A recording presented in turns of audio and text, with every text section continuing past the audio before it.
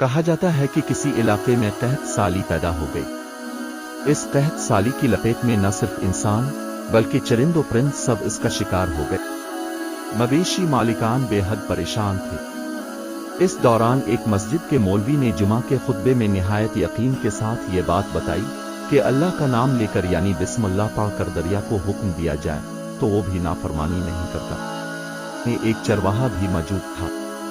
مولوی کی یہ بات اس کے دل میں اتر گئی اور اس بات پر اس کا یقین کامل ہو گیا۔ اس نے واپس آ کر اپنی بکریاں کھولی اور سیدھا دریا پر چلا گیا۔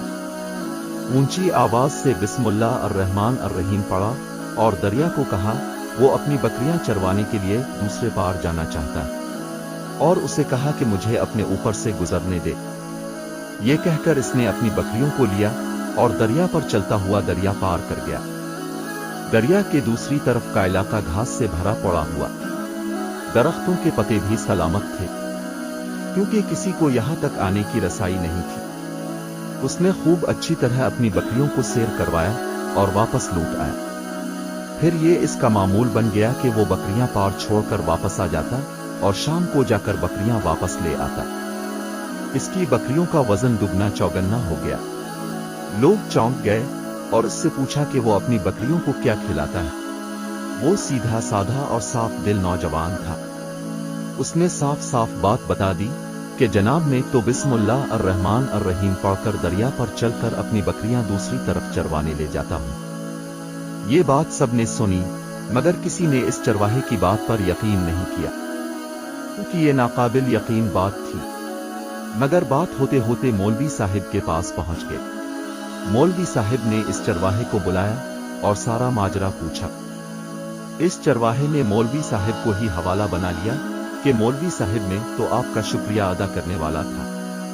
اپنے جمعہ کے خطبے میں جو نسخہ بتایا تھا کہ بسم اللہ کہہ کر دریا کو بھی حکم دو تو وہ بھی انکار نہیں کرتا، تو میں تو بس آپ کے نسخے پر ہی عمل کر رہا ہوں۔ مولوی صاحب حیرت سے اس کے چہرے کو دیکھتے رہے۔ مولوی صاحب نے کہا، بھائی صاحب ایسی باتیں تو ہم ہر جمعہ میں کرتے ہیں، فقط ان کا مقصد لوگوں کا ایمان بنانا ہوتا ہے۔ مگر بکریوں والا ڈٹا رہا کہ میں تو بس بسم اللہ کہہ کر پانی پر چلتا ہوں اور بکریوں سمیت پانی پار چلا جاتا ہوں۔ آخر کار مولوی صاحب نے صبح خود یہ تجربہ کرنے کی ٹھانی، جسے دیکھنے چرواہے سمیت پورا علاقہ بھی آ گیا۔ مجمع زیادہ تھا۔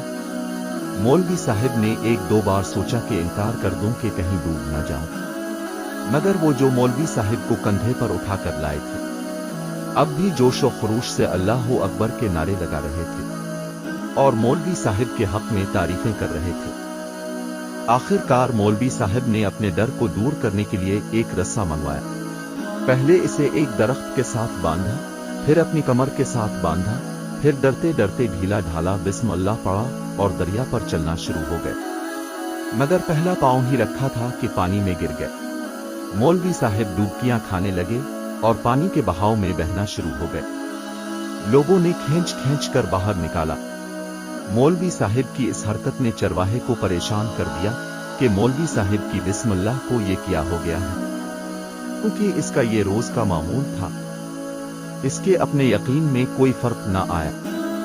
اس نے بسم اللہ کہہ کر بکریوں کو پانی کی طرف اشارہ کیا اور خود ان کے پیچھے چلتا ہوا پار چھوڑ کر واپس بھی آ گیا۔ لوگ اسے ولی اللہ سمجھ رہے تھے اور اس کے حق میں نعرے لگا رہے تھے، مگر وہ سب سے بے نیاز سیدھا سادہ انسان تھا۔ وہ مولوی صاحب کے پاس پہنچا اور کہا، مولوی صاحب میں آپ کی بسم اللہ کی تعریف سے کافی پریشان تھا، مگر پانی پر چلتے ہوئے مجھے آپ کی بسم اللہ کی بیماری کا پتہ چل گیا۔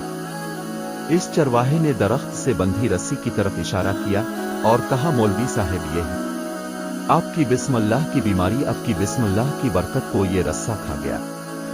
آپ کو اللہ اور بسم اللہ سے زیادہ اس رسے پر بھروسہ تھا، لہذا اللہ نے بھی آپ کو رسی کے حوالے کر دیا۔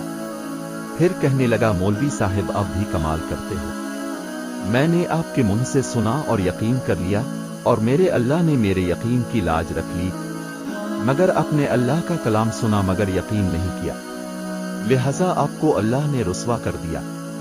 محترم عزیز دوستو، یہی کچھ ہمارا حال ہے۔ ہماری نمازوں اور دعاؤں کا حال بھی یقین سے خالی ہے۔